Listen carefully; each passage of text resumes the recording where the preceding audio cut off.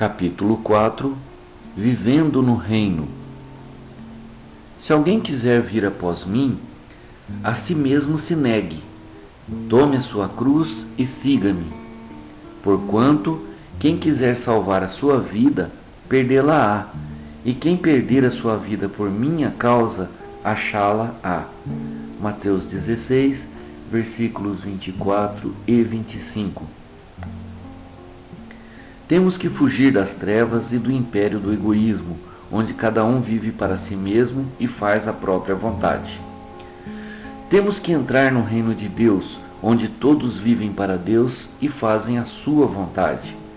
O reino de Deus tem que se expandir e ampliar muito até que o reino do mundo se torne de nosso Senhor e do seu Cristo. Apocalipse 11, versículo 15. Para estarmos no reino, temos que morrer para nós mesmos.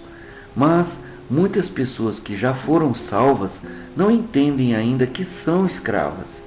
Elas querem continuar a fazer a sua própria vontade. Isto não está certo.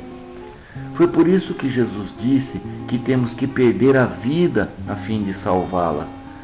Muitas pessoas acorrem à igreja na intenção de salvarem a própria vida, mas isso implica em ignorar a vontade de Jesus, e neste reino Ele é o Senhor. Jesus disse em Mateus 13 que o reino de Deus era como um mercador que estava procurando finas pérolas. E quando ele encontrou a pérola de grande valor, ele vendeu tudo o que possuía a fim de adquiri-la. Sei que alguns cristãos pensam que essa história ensina que nós somos a pérola de grande preço e Cristo teve que abandonar tudo para nos redimir. Mas agora compreendemos que Ele é a pérola de grande valor. Nós somos os comerciantes, a carta de felicidade, segurança e vida eterna. E quando encontramos Jesus, temos que entregar tudo. Ele tem felicidade, alegria, paz, saúde, segurança, eternidade, tudo. E então nós dizemos: quero essa pérola. Quanto custa? Bem, diz o joalheiro, ela é muito cara. Quanto é? Perguntamos. É uma soma bem considerável. O senhor acha que eu poderia comprá-la? Ah, naturalmente, qualquer pessoa pode. Mas o senhor não disse que era muito cara? Disse. Quanto é então? Tudo o que você possui, responde o vendedor. Pensamos um pouco e depois dizemos: está bem, eu compro. Então vamos ver o que é que você possui. Vamos anotar tudo aqui. Bem, eu tenho $10.000 no banco. $10.000, ótimo. E o que mais? Só isso, é tudo que possuo. Nada mais? Bem, tem alguns trocados no bolso. Quanto? Enfiamos a mão no bolso. Bem, aqui está. 30, 40, 60, 80, 100, $120. Ótimo. E o que mais você tem? Nada mais, isso é tudo. Onde você mora?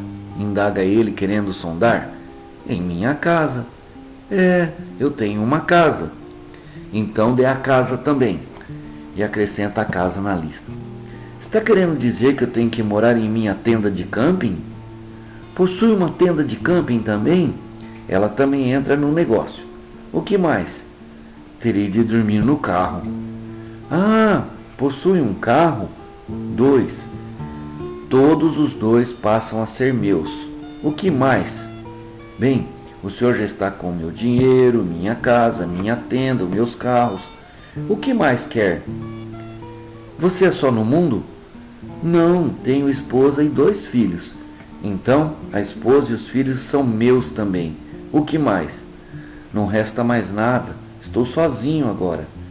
De repente o mercador exclama: ah, quase me esquecia. Você também. Tudo agora é meu.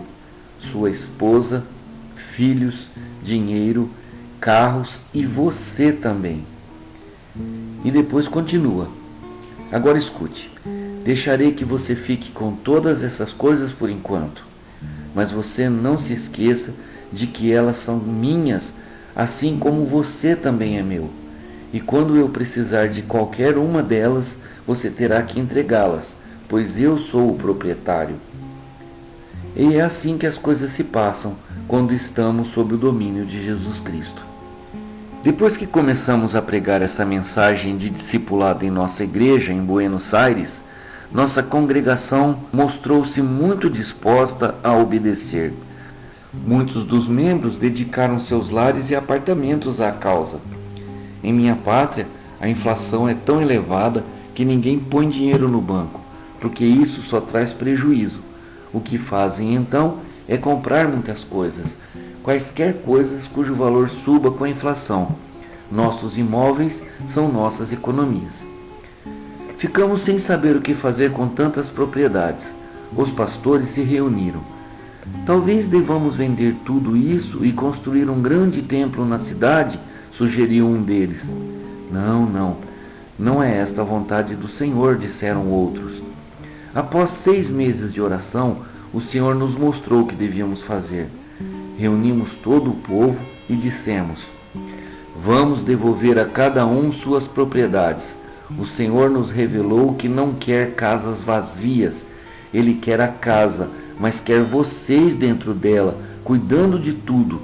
Ele quer os tapetes, o sistema de aquecimento, o ar-condicionado, as luminárias, o alimento, tudo pronto para ele. Também quer os carros de cada um e quer a nós como seus motoristas. Lembremos-nos, porém, de que tudo pertence a ele. Agora, todas as casas são abertas. Quando alguma pessoa visita nossa igreja, nós não indagamos quem quer hospedar essa pessoa em sua casa. Nós nos dirigimos a determinada pessoa e dizemos: irmão, você levará essas pessoas para sua casa. Nós não pedimos, ordenamos, pois a casa já foi entregue ao Senhor. E essas pessoas ainda agradecem a Deus por permitir-lhes morarem na casa dele. Essa maneira de ser é totalmente diferente do convencional, mas depois que passamos a pensar em nós mesmos como escravos do reino de Deus, isso faz sentido. O reino de Deus também é comparado a um casamento. Quando uma moça se casa com um rapaz, ela se torna dele, e todas as coisas que ele possui passam a pertencer a ela. E se ele possui 1 ou 2 carros, eles pertencem a ela também. Mas, neste processo, ela perde a identidade própria. Nós erramos muito no passado por termos deixado de pregar a mensagem completa. Nós dissemos aos homens que tudo que pertence a Jesus passa a ser deles, mas esquecemos de mencionar que tudo que temos se torna do Senhor. E se não fizermos isso, não existe senhorio. Jesus disse: quem me dera fostes frio ou quente. Assim, porque és morno e nem és frio nem quente, estou a ponto de vomitar-te da minha boca. Apocalipse 3, 15 e 16. O que significa isso? Permitam-me citar essa ilustração, mas foi o próprio Jesus quem a apresentou. Quais são as coisas que vomitamos? São coisas que ingerimos e não são digeridas. Se comermos algo e aquilo for absorvido pelo nosso organismo, não volta a sair pela boca. As pessoas vomitadas são aquelas que se recusam a ser absorvidas pelo Senhor Jesus Cristo. E este processo de absorção implica num dissolvimento pessoal, implica no fim da própria vida. Somos transformados e passamos a integrar Jesus. Somos associados a Ele de forma inconfundível. Na Argentina fazem-se bons churrascos. Suponhamos que eu coma um bife. Ele cai no meu estômago e os sucos gástricos se aproximam dele para o digerirem. Então eles dizem para a carne: boa noite, como vai você? Muito bem, replica o bife. O que desejam? Nós estamos aqui para dissolvê-lo e Nós estamos aqui para dissolvê-lo e integrá-lo no organismo de Juan Carlos. Suponhamos então que o bife replique: ah, não, espere um pouco. Já basta ele ter me comido, mas desaparecer completamente, isso nunca. Estou no estômago dele, mas quero permanecer sendo bife. Não desejo perder minha individualidade. Quero preservar minha cidadania como churrasco. Não, senhor. Você tem que ser dissolvido e passar a ser Juan Carlos. Não, quero permanecer sendo bife. Aí começa a disputa. Se o bife vencer a briga, os sucos gástricos terão que permitir que ele continue a ser um pedaço de carne dentro do meu estômago. Daí a pouco, o bife será vomitado. Mas, se os sucos gástricos ganharem a briga, o bife perde sua personalidade individual e se torna Juan Carlos Ortiz.